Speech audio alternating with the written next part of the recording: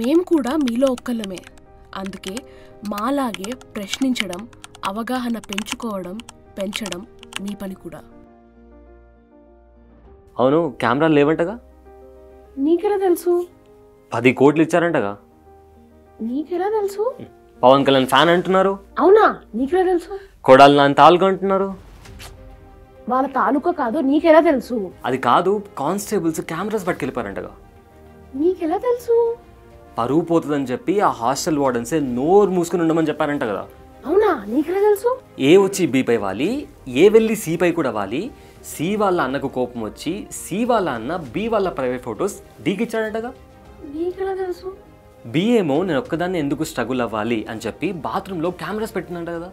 నీకెలా తెలుసు? అందరూ కెమెరాస్ చూసాము అంటున్నారు, కానీ ఎగ్జాక్ట్గా కెమెరా ఎవరు చూస్తారో ఎవరికి తెలియదంట కదా. నీకెలా తెలుసు? అయితే బి కెమెరా పెట్టలేదా? నాకెలా తెలుసు? కెమెరాస్ ఉన్నాయా లేవా, స్టూడెంట్స్ కెమెరాస్ ని చూసారా చూడలేదా అని ఎవరు చెప్పాలి? పోలీసులు. స్టూడెంట్స్ ప్రొటెస్ట్ కి దిగితే గానీ పోలీసులు రంగంలోకి ఎందుకు దిగట్లేదు? పోలీసులు ప్రాపర్ గా ఇన్వెస్టిగేట్ చేసి ఏది నిజం ఏది అబద్ధం అని ఎందుకు చెప్పట్లేదు?